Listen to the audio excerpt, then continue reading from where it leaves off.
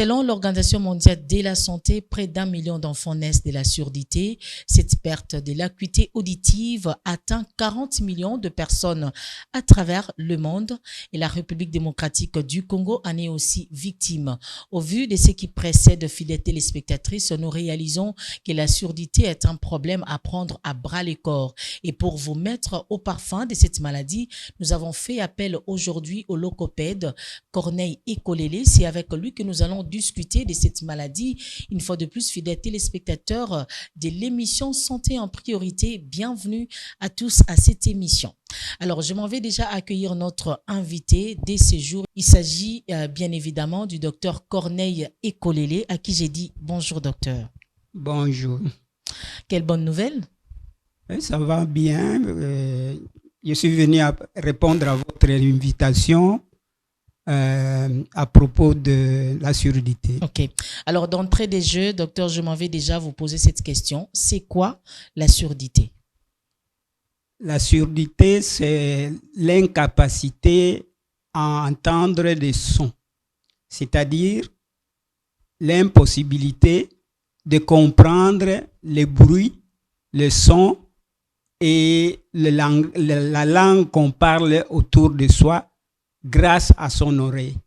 Nous savons que tout ce que nous entendons, tout ce que nous comprenons, comporte notre oreille.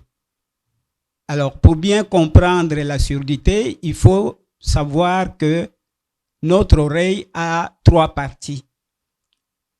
Il y a la première partie qui est composée de notre pavillon et le trou qui est là qu'on appelle le conduit auditif externe.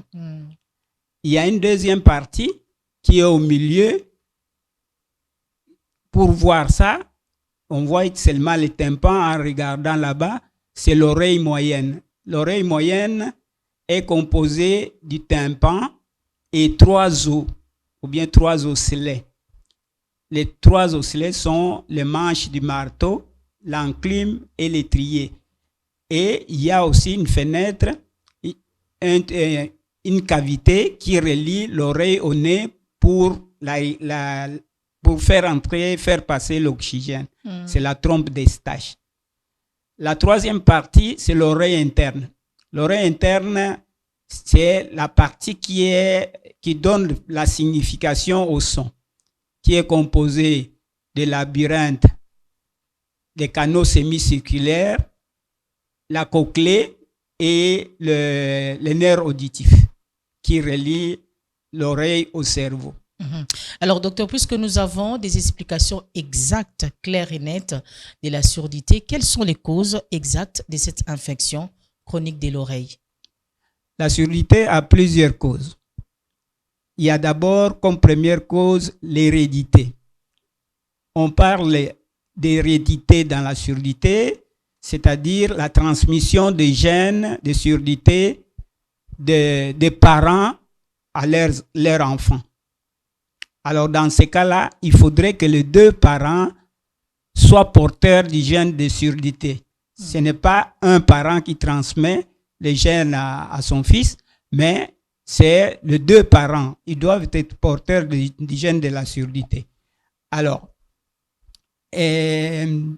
l'hérédité, en dehors de l'hérédité, il y a les maladies.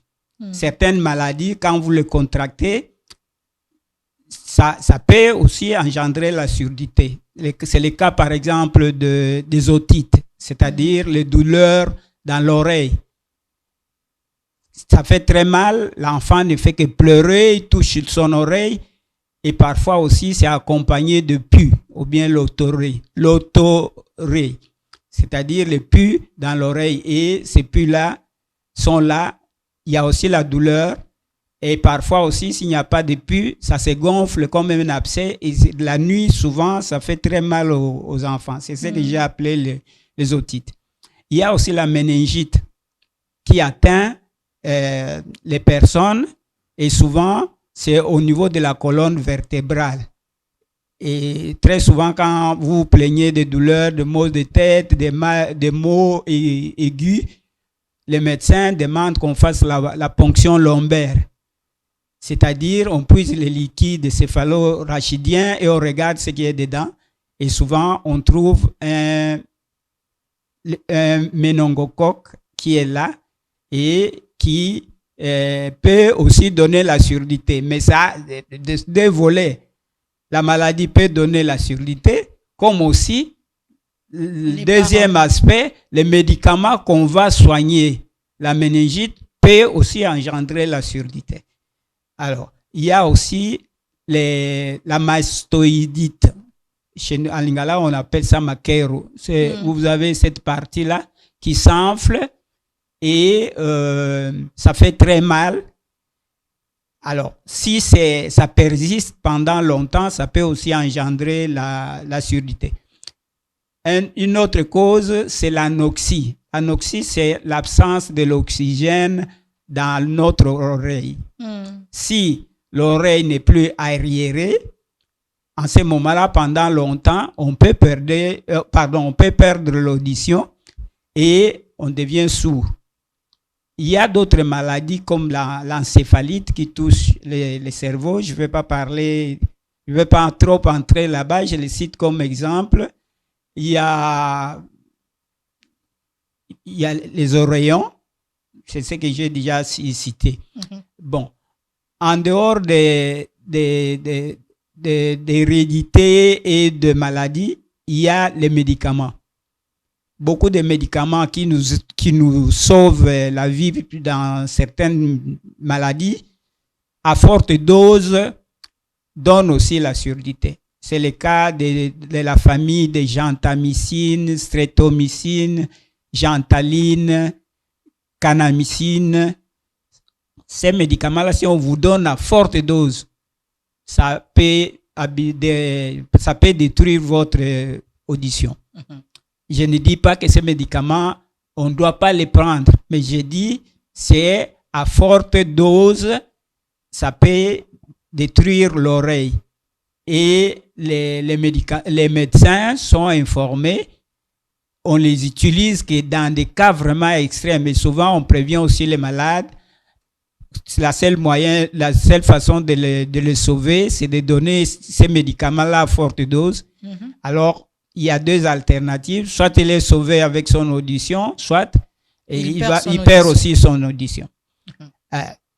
Il y a aussi la quinine. La quinine, nous tous, nous avons déjà fait l'expérience. Quand vous prenez la quinine, vous avez des bourdonnements dans les oreilles, ça siffle, ce qu'on appelle les acouphènes. Et à forte dose, si vous prenez par exemple deux comprimés de quinine en même temps, le matin, le soir, déjà vous êtes dérangé. Et si vous continuez à les prendre à forte dose, vous allez aussi avoir des problèmes avec votre audition.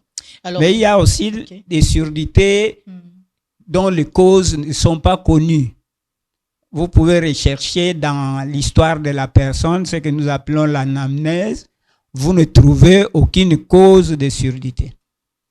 Bon, il y a d'autres qui vous poseront des questions. Si c'était à téléphone ouvert, on allait dire et la surdité due à la sorcellerie. Bon, moi, personnellement, je n'ai pas l'expérience là-dessus.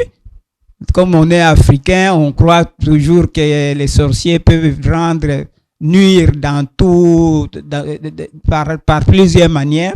Mais personnellement, moi, j'utilise les données scientifiques. Je n'utilise pas les autres. Dans le cadre de la sorcellerie, en tout cas, je ne peux pas me prononcer. Ok. Merci beaucoup, Dr Ekolele. Je rappelle à tous les téléspectateurs de C24+, que nous sommes en train de parler de la surdité. Alors, docteur, comme vous l'avez bien dit, vous avez épinglé les différentes causes. Alors, quels sont les signes qui attestent qu'on est atteint de la surdité? Alors, très souvent, la personne est insensible au bruit. C'est-à-dire, quel que soit le bruit qu'on émet tout autour de lui, si la surdité est vraiment très profonde, au total, la personne ne réagit pas au bruit. Il ne faut pas que le bruit soit produit devant lui. Le bruit doit être fait derrière lui. En ce moment-là, on est sûr que la personne est sourde. Parce que devant, un sourd fait la lecture labiale, il regarde vos lèvres, ceux qui ont étudié et qui maîtrisent bien la lecture sur les lèvres, ils peuvent repérer tout ce que vous allez dire. Mais le bruit doit être fait à son insu et en ce moment-là, vous vérifiez s'il est sourd. Mais la surdité, nous allons parler plus tard, à des degrés. Ça dépend des bruits aussi. Avec un sourd léger, quand vous criez très fort, il vous entend. Avec un sourd modéré, il faut crier très fort pour qu'il perçoive votre voix. C'est avec un sourd profond ou total que vraiment, là, n'importe quel bruit peut agir. Mais là, il y a aussi une parenthèse, c'est le fait que si le bruit que vous produisez fait vibrer le sol, fait vibrer l'air, les sourds perçoivent aussi. C'est comme ça que les gens sont étonnés de voir un sourd en train de danser convenablement. C'est parce qu'il y a les vibrations solidiennes. Les pavements vibrent et ils perçoivent ça très bien par rapport à nous qui entendons. Et même l'air aussi ramène aussi des vibrations que nous ne percevons pas parce que nous faisons trop confiance à notre audition, mais eux, ils perçoivent. Bon, dans le cas des enfants qui sont à l'école, il y a de ces enfants qui, quand vous lui posez la question, il vous répond autrement. Il y a un quiproquo. Vous lui parlez d'autres choses, il vous répond d'autres choses. Là, il faut soupçonner, je ne dis pas totalement la surdité, mais c'est aussi une piste pour dire que la personne est peut-être malentendant. Il y a aussi les difficultés de prononciation. Quelqu'un qui parle, mais il ne prononce pas bien tous les sons. Il y a aussi en lecture, quand la personne lit, vous découvrez les mêmes troubles que la mauvaise prononciation orale dans la lecture aussi. Ça, on peut soupçonner aussi la surdité. Merci beaucoup, Dr Corneille Ekolele. Là, je m'en vais rappeler à tous les téléspectateurs qui sont en train de nous suivre en ce net moment. Nous sommes en train de discuter autour de la surdité. Peut-être que vous êtes victime. Alors, nous vous disons que les explications du logopède Corneille Ekolele vous apportera un peu plus. Alors, docteur, pouvons-nous savoir quels sont les types de la surdité? Alors, quand j'ai parlé de l'oreille, il y a une première possibilité de déterminer les sortes de surdité. C'est à partir des différentes parties de l'oreille. J'ai dit que l'oreille a trois parties. Il y a l'oreille externe, l'oreille moyenne et l'oreille interne. Quand l'atteinte se trouve dans l'oreille externe, c'est-à-dire au niveau du pavillon ou bien au niveau du conduit auditif, voire même au niveau de l'oreille moyenne, on parle de surdité de transmission. Okay. Pourquoi transmission? C'est parce que ce sont ces deux parties qui prennent le son qui vient de l'extérieur et les ramènent à l'oreille interne. Et de l'oreille interne, ça va au cerveau qui va interpréter que le bruit que vous avez entendu, c'est tel objet. Donc, les deux oreilles, oreille externe, oreille moyenne, donnent la surdité de transmission. Maintenant, l'oreille interne, elle, quand elle est détruite ou bien elle est perturbée, ça donne la surdité de perception. Percevoir, nous savons, la perception, c'est l'ensemble des connaissances qui nous est donné par plusieurs sens. Hein? Par exemple, les yeux, les oreilles, les toucher, tout ça. Alors, c'est là d'où viennent les explications, les sens de ce que nous entendons. Donc, c'est la partie perception. Alors, c'est la surdité de perception. Donc, ça fait surdité de transmission. Oreille externe et oreille moyenne, surdité de perception dans l'oreille interne, y compris aussi les nerfs auditifs. Mhm.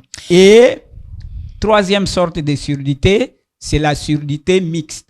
Il y a des sourds qui ont l'appareil, l'oreille externe perturbée et en même temps l'oreille interne. Donc, toute l'oreille est perturbée. En ce moment-là, on parle de surdité mixte parce que les organes de transmission ne jouent pas leur rôle, comme aussi les organes de perception. Alors, docteur, est-il vrai? Il y a aussi une deuxième possibilité de détecter les surdités selon l'intensité des sons, le bruit qu'on entend dans l'oreille. Alors, selon le bruit, il y a l'oreille normale qu'on entend de 0 à 20 décibels. Décibels, c'est la mesure qu'on utilise pour l'intensité de l'oreille. Okay. C'est comme le mètre pour mesurer les longueurs, mais pour l'oreille, l'intensité de l'oreille se mesure en décibels. Alors, c'est de 0 jusqu'à 20 décibels, l'oreille est normale. Après, de 20 à 30, il y a ce qu'on appelle l'hypoacousie, c'est-à-dire l'oreille baisse. Ça diminue, ça n'entend plus bien, mais on entend. Quand la personne parle, on l'entend. Mais l'oreille a commencé à diminuer.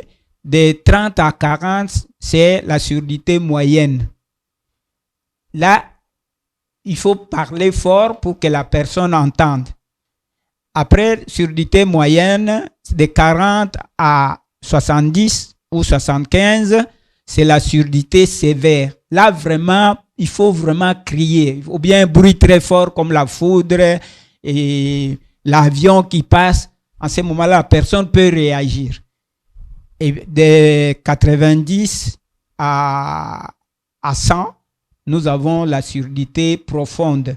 Alors, il y a un premier degré de 90 à 100 et de 100 à 120. 90 à 100, c'est la surdité profonde premier degré, et puis au-delà, jusqu'à 120, c'est la surdité profonde deuxième degré. Enfin, il y a la surdité totale, c'est-à-dire la personne n'entend absolument rien, quel que soit le bruit, même le bruit d'un avion à réaction qui passe à basse altitude. Si ça passe à basse altitude, dites que il va percevoir par les vibrations solidiennes. Mais par l'oreille, c'est impossible. Donc ça, c'est une surdité totale. Voilà un peu, en gros, comment on détermine les surdités.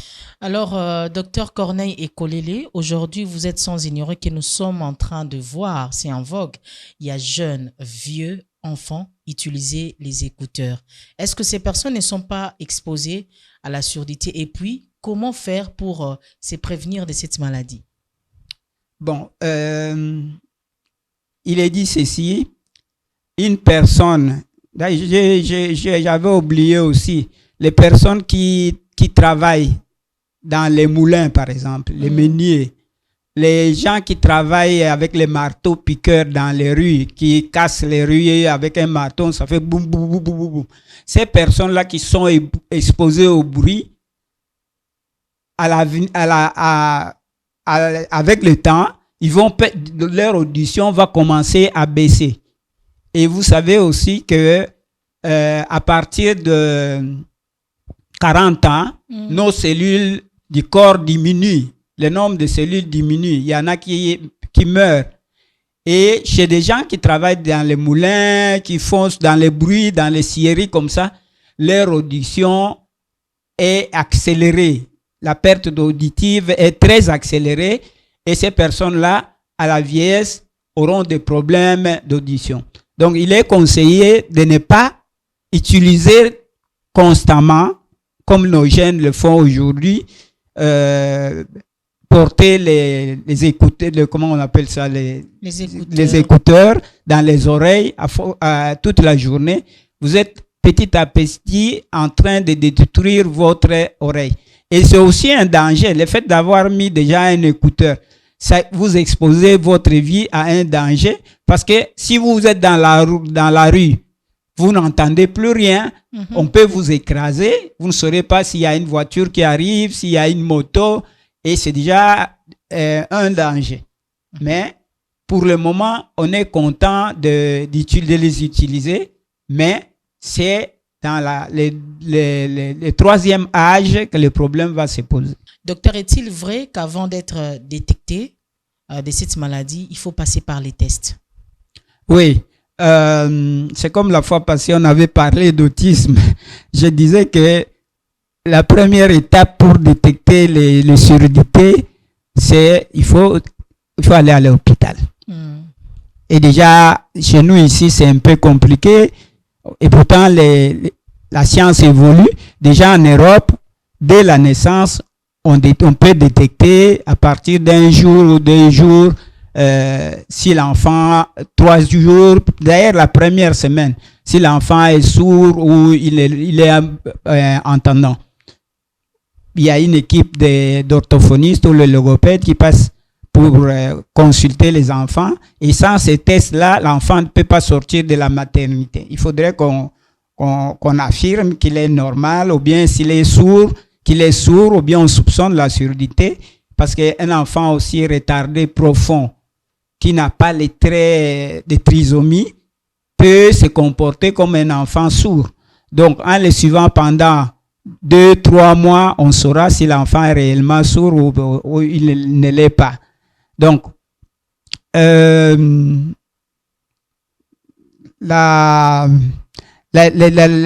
examens se font d'abord à l'hôpital et souvent dans les services ORL.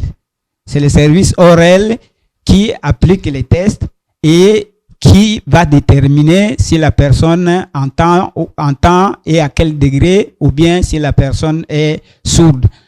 Le premier test à faire, c'est l'otoscopie. Vous voyez cet appareil-là, comme ça, et on introduit ça dans l'oreille, et puis on allume et on regarde d'abord dans l'oreille si le conduit auditif est intact. C'est-à-dire c'est normal, il n'y a pas de pus, il n'y a pas de bouchons de sérimène, et on voit bien les tympans. Ça, c'est la première étape.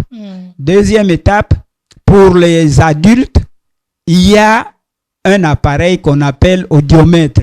L'audiomètre, c'est un appareil qu'on utilise pour examiner l'oreille et qui a les fréquences en verticale, et puis en horizontal, on a les intensités.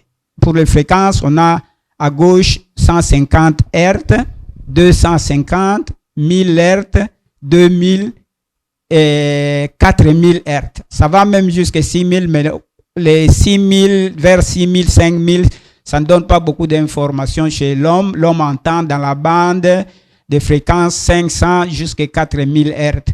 Alors, on teste ces côtés-là. Alors, il y a plusieurs tests à faire. Il y a l'audiométrie tonale avec les casques. C'est-à-dire, l'audiomètre est là et la personne est mise dans une cabine insonorisée. La personne est cachée dans une maisonnette où il n'entend absolument rien de ce qui se passe dehors. Et les testeurs ou les médecins ou l'audiologue envoient des sons dans son oreille en appuyant sur l'audiomètre. Et lui, il doit signaler s'il entend ou bien il n'entend pas. Et quand il entend, le testeur copie ça sur une carte qu'on appelle la carte audiogramme. Et après, à la fin, en parcourant 500 Hz, 1000 Hz, 2000 Hz, 4000 Hz, il obtient une courbe qui relie tous les points où il avait entendu. Et à partir de ça, on peut lire quel type de surdité on a à partir des intensités. Bon, on peut aussi faire les tests à partir de la voix. Ça s'appelle l'audiométrie vocale.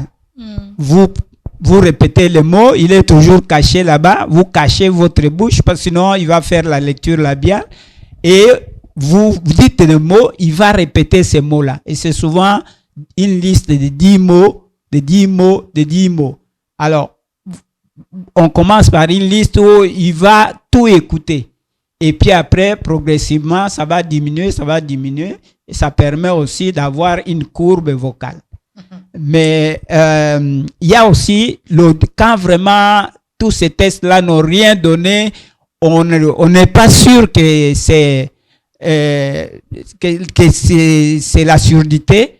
Là, on utilise un test qui coûte cher, c'est l'électrocochléographie. C'est-à-dire, on endort la personne et on met les électrodes à la base du crâne ici, et ici au niveau de la mastoïde, et puis après, on teste les centres auditifs cérébrales pendant que la personne dort. Ça donne aussi une courbe qu'on va interpréter pour savoir c'est quel type de surdité. Ok, on a détecté, docteur, nous rendons compte. Mais là, c'est chez les adultes. Okay. Parce que chez les tout jeunes enfants, les meilleurs objets pour tester les surdités, surtout chez nous ici, c'est les jouets sonores. Okay. C'est-à-dire tout ce qui produit le bruit, que ce soit maracas, que ce soit flûte, que ce soit les sifflets. Vous pouvez faire ça derrière la personne. Sans qu'il sache, vous vous cachez derrière lui ou à côté de lui, vous produisez le son et vous regardez ses réactions. Alors, chez les enfants, quand vous produisez un bruit comme ça, vous verrez qu'il va retourner la tête vers la source du bruit. Là où le bruit est produit, l'enfant va regarder là-bas. Même s'il est vraiment un bébé, il va toujours faire le mouvement. Chez les bébés, on regarde, si le regard va vers la source du bruit, on regarde aussi s'il respire vite, on regarde aussi s'il respire et puis à un moment donné, il bloque sa respiration. Parfois aussi, il sursaute. Et c'est ce qui se passe souvent. Et le matériel le plus important qu'on utilise, c'est cet appareil-là. Okay. Vous voyez, même elle a commencé à cligner ses yeux. Et il a eu peur. Donc, ça nous fait mouvoir. Et même si on touchait Nora maintenant, on sentira qu'il y a soit la sueur, ou le cœur, l'accélération cardiaque. Okay. Donc, tout ça, ce sont des tests qu'il faut faire. Et c'est avec les objets sonores qu'il faut tester les enfants. Bon, on peut aussi... Quand vous parlez aussi à un enfant, vous parlez à basse voix, vous allez voir s'il vous entend, vous élevez votre voix, s'il vous entend, ou bien il ne vous entend pas, et vous criez, vous voyez ce qui va. Mais avec les jouets sonores, c'est vraiment la meilleure technique chez nous ici pour détecter les surdités. Voilà qui est bien dit, docteur. Alors, une fois détecté, comment traiter la surdité? Plusieurs traitements. Bon, vous pouvez, il y a d'abord citer quelques-uns. Les traitements médicaux. Par exemple, dans le cas des otites dans les oreilles, quand il y a une maladie, il faut soigner. Que ce soit la méningite, que ce soit les otites, nous devons soigner. On doit soigner. Ça, c'est le premier traitement, le traitement médical. Il y a les traitements logopédiques. Les sourds vivent dans une société de personnes qui parlent. La majorité parle. Donc, on va les aider à parler. Malgré que quand nous allons parler des écoles, de la scolarisation des enfants sourds, on va distinguer qu'il y a des écoles où on ne parle pas, il y a des écoles où on parle et tout ça. Mais la logopédie va aider les sourds à parler, à lire et à écrire. Puis après, il y a l'appareillage audio-prothétique, c'est-à-dire que à partir des tests qu'on a fait, on a l'audiogramme et on va chez d'autres spécialistes qu'on appelle un audiologue ou même un médecin oral qui a fait une spécialisation en audiologie. Lui, il va appareiller la personne sourde seulement dans les cas où la personne est malentendante, c'est-à-dire il peut entendre certains sons à certaines intensités. Si la surdité est totale, on ne peut rien faire, peut-être utiliser un vibreur, c'est-à-dire un appareil que vous tenez en main, quand on vous parle, ça vibre, mais ça ne vous donnera pas beaucoup d'informations. Mais ceux qui ont une surdité légère, pas tellement légère, parce que légère, si vous parlez fort, il va vous entendre. Ceux qui ont une surdité moyenne, une surdité sévère, une surdité profonde, premier degré ou deuxième degré, il y a moyen de trouver les appareils qu'on peut leur faire porter et la personne va commencer à réagir au bruit. Il ne va pas réagir au langage au début, mais d'abord le bruit. Quand il y a un bruit, il va se retourner, il va regarder la source du bruit et petit à petit, on lui apprend les voyelles et chaque fois qu'on produit chaque voyelle, même s'il est déjà habitué, même s'il ne vous regarde pas, il ne fait pas la lecture, il peut vous dire, vous avez dit A, vous avez dit O, vous avez dit papa, vous avez dit maman. Mais l'appareil en soi-même n'est pas un appareil miraculeux parce que beaucoup de gens croient quand on met une prothèse, par exemple, je prends une prothèse, un appareil là, je mets à mon oreille et je dois automatiquement, les sourds qui n'entendaient pas vont commencer à entendre et comprendre toutes les choses qu'on va lui dire. C'est pas ça. C'est un appareil qui est là. Quand vous mettez, au début, il y aura que bruit sur bruit. Tout ce qui se passe autour de vous, vous allez entendre, mais vous ne comprendrez absolument rien. Il faut aller chez le logopède. Il va travailler avec vous. A, O, papa, maman, bébé. Et au fur et à mesure, entre-temps, on continue avec la lecture labiale ensemble et progressivement, le sourd va commencer à comprendre. Alors, ces appareils-là, on a ça. Ça, c'est le boîtier qui se porte ici. Et puis, il y a l'embout qu'on met à l'oreille et le boîtier se porte ici. C'est la prothèse auditive la plus solide. C'est la plus solide, ça peut tomber, il y aura moins de dégâts. Mais progressivement, en portant ça, aujourd'hui, les gens peuvent accepter parce qu'il y a les Walkman, il y a comment on utilise ici. Nous utilisons actuellement les écouteurs. Alors, ça peut passer, mais dans le temps, quand quelqu'un mettait un appareil ici, n'importe qui le voyait, était curieux de regarder c'est quoi encore, et ça gênait aussi les sourds. Et progressivement, les inventeurs ont adapté, ils ont changé, pour raison d'esthétique, ils ont inventé le contour d'oreille. Vous voyez, c'est cette prothèse-là, ça se met, ça ne va adapter avec mon oreille, hein, mon oreille est trop, voilà, trop ça se fait comme ça, et puis ça entre là-bas, c'est caché derrière. Mais jusqu'aujourd'hui, les sourds trouvent que ça les gêne, les gens le regardent d'une certaine façon et tout ça. Et puis après, on a inventé une autre sorte de prothèse, le tout dans l'oreille. Ça entre là, et je peux montrer, vous voyez là. J'ai vu. C'est moins visible que les deux autres. Alors, il y en a encore intra-auriculaire qui est encore plus profond. Donc, c'est ça. Donc, pour les prothèses, son histoire est que la première prothèse est née de Bell. Bell, c'est l'inventeur du téléphone. Alors, c'est la prothèse là inventée comment? Sa femme était sourde. Sa femme était sourde et en tant que physicien et scientifique, il a cherché à inventer un appareil qui pouvait aider sa femme. Et dans les temps, à cette époque-là, on utilisait ce qu'on appelle l'olifant. Donc, une corne, on coupe et puis on parle dedans, on met dans l'oreille du sourd et on lui parle. Okay. Bon. Après, il a inventé le téléphone, mais les bandes de fréquences du téléphone ne permettent pas à un sourd d'entendre parce que ce sont les fréquences basses qui se trouvent dans les téléphones. Or, nous percevons très bien dans les fréquences aiguës. Alors, on a continué. Après Bell, on a inventé les différentes prothèses que je venais de vous montrer. Mais une prothèse seule, ce n'est pas un miracle. C'est-à-dire, j'insiste là-dessus. Je donne l'exemple.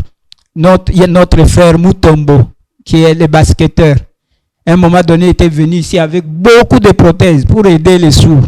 Il a fait les tests, il a appareillé tous les enfants sourds, mais ça n'a pas duré 6 mois. Tous les enfants sourds, tous les sourds avaient jeté ces appareils-là. Pourquoi?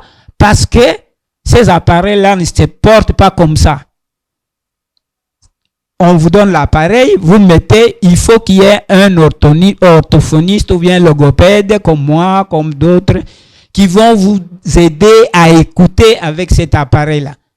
Si cette étape-là n'est pas faite, n'est pas réalisée, la prothèse ne vaut absolument rien. Et la personne qui porte la prothèse auditive, lui, il a aussi besoin de la lecture labiale.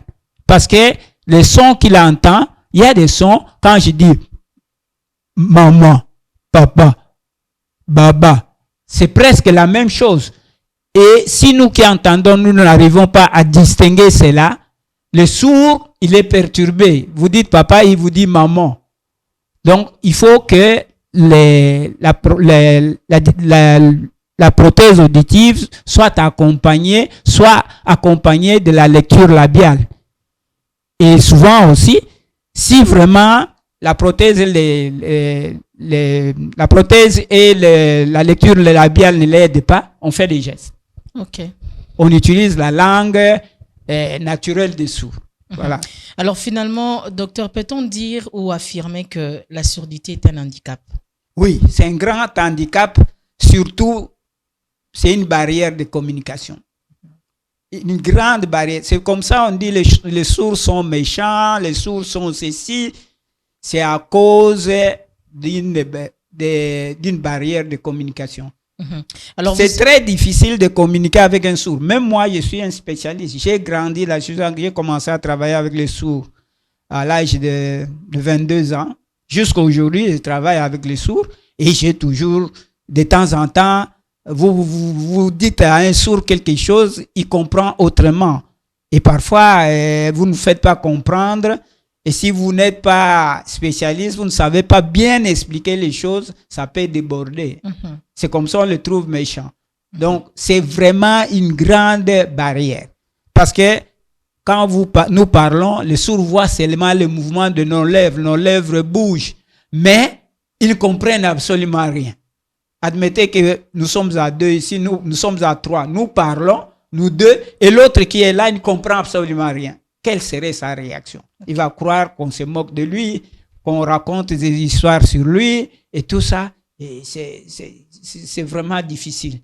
Alors, moi, je dis toujours, il vaut mieux être aveugle que d'être un sourd. C'est vraiment difficile. C'est ceux qui veulent faire l'expérience. Bouchez vos oreilles. Vous bouchez vos oreilles et quelqu'un vous parle. Il est devant vous, il vous parle. Bouchez très bien les oreilles, même avec les doigts comme ça. Il m'arrive de faire l'expérience, j'ai introduit mes 2 doigts dans l'oreille. Je n'entends absolument rien. Quand quelqu'un me parle, heureusement que je suis habitué avec les sourds, je peux faire la lecture labiale. Mais je ne comprends pas tout quand même. On ne comprend pas tout. Et vous allez passer toute votre vie, les gens vous parlent, vous ne comprenez absolument rien. C'est difficile. Oui, puisque vous avez parlé des barrières, c'est difficile. Mais nous avons des sourds aujourd'hui, nous vivons avec ces sourds. Alors, quel est ces mots de réconfort que vous pouvez lancer à toutes ces personnes sourdes qui nous suivent en ce moment? Je ne voudrais pas anticiper. Si on avait parlé des moyens de communication avec les sourds, on pouvait bien répondre à la question. Bon, à la deuxième émission. Oui, mais nous aurons une deuxième émission. Ceux qui sont intéressés, ils n'ont qu'à nous suivre. Pendant la deuxième, il y aura encore une 3e émission parce qu'on va aborder la surdité jusqu'au mariage avec les sourds, aux difficultés que les sourds rencontrent dans la vie sociale. Et on aura aussi la possibilité d'avoir les sourds sur le plateau. Ceux qui parlent, ils vont parler. Ceux qui vont s'exprimer par les gestes, ils vont s'exprimer par les gestes. Mais patientez, il y aura une émission là-dessus. Mais quand vous êtes en face des sourds, il faut utiliser tous les moyens. Vous parlez, vous faites les gestes, vous pouvez aussi écrire, parce qu'actuellement, la majorité d'enfants étudient. Par exemple, à Kinshasa, nous avons des villages Bondé Kokia, des classes pour sourds, et il y en a 13 ici dans la capitale. Il y a le centre Kikesa à Livourou, qui a aussi une section de sourds. À Kimbangu, on a à l'église protestante, il y a aussi une école de sourds à Kimbangu. Il y en a encore à l'ISMK, c'est à Kasavubu, au centre des jeunes. Il y a l'école de sourds Koli, je pense. Et bon, à l'intérieur, à Kikwit, il y a Botatuba, à Beno, dans les Bandundu, la première école de sourds d'Afrique centrale francophone, là où j'ai vraiment appris ce travail. Et même avant d'aller étudier en Europe, c'est à partir de cette école-là, la meilleure école qu'on avait en Afrique, qui aujourd'hui a régressé, parce qu'il y a des écoles un peu plus par-ci, par-là, presque dans chaque province. Donc, actuellement, je conseille aux parents de scolariser leurs enfants. L'enfant sourd, c'est un enfant, comme tous les enfants, et donner-lui l'opportunité d'étudier. Il y a tous les centres que je venais de citer qui encadrent les sourds. On leur apprend à lire, on leur apprend à écrire. Moi-même, j'ai mon centre, j'ai mon cabinet au Centre pour handicapés physiques des Huileries, le centre de logopédie La Rencontre, où j'apprends à parler aux sourds, aux retardés, aux enfants autistes, aux adultes qui ont fait l'AVC, aux gens qui ont perdu leur voix, les gens qui ne savent pas lire, qui ne savent pas écrire, qui ne savent pas calculer. Donc, il y a beaucoup de possibilités et je ne suis pas le seul logopède sur terrain. Il y a Jessica qui est avec son orthokine. Il y a ma consoeur, la doyenne de la logopédie qui a étudié avec moi, Madame Toto, qui est au CNPP. Il y a Kabbalah, qui est aussi logopède. Il y a Roberta, qui est aussi orthophoniste. Et il y a Mike, qui est aussi orthophoniste. Donc, on est actuellement 8 orthophonistes congolais. Ici, il y a 2 qui sont à l'intérieur, une à Kananga, l'autre en Bujimaï, et 6 sont dans la capitale. Donc, s'il y a un problème, posez-le. Nous sommes là, on va vous aider, mais ne laissez jamais les enfants sourds à la maison. Et vous risquez d'avoir toujours des problèmes de communication avec eux. Parce qu'ils vont à l'école, ils vont apprendre à parler, ça va dépendre des écoles. Ils vont apprendre à parler, ils vont apprendre à écrire, à calculer. S'il y a un problème, s'il ne sait pas expliquer, il explique par les gestes, vous ne comprenez pas, il peut écrire, il peut aussi essayer de parler. Donc, il faut leur donner beaucoup de moyens de communication pour éviter qu'il y ait des quiproquos. Ok, merci beaucoup, docteur logopède Corneille Ekolele, d'avoir répondu à toutes nos questions. Et moi, j'aimerais tout simplement dire à toutes ces personnes sourdes que nous suivons en ce moment, nous voulons vous transmettre les sourires et j'espère que tous les parents ont vraiment écouté les docteurs, l'appel du docteur. Donc, essayez de scolariser ces enfants qui sont victimes de la surdité. Quant à nous, nous vous disons merci, docteur Corneille Ekolele. J'espère que ça ne sera pas la dernière fois et surtout non, ben, vous avez promis aux téléspectateurs la 2e émission. Oui, j'ai promis la 2e et la 3e émission. Ok. Merci et surtout, portez-vous bien chez vous et que le Seigneur vous bénisse.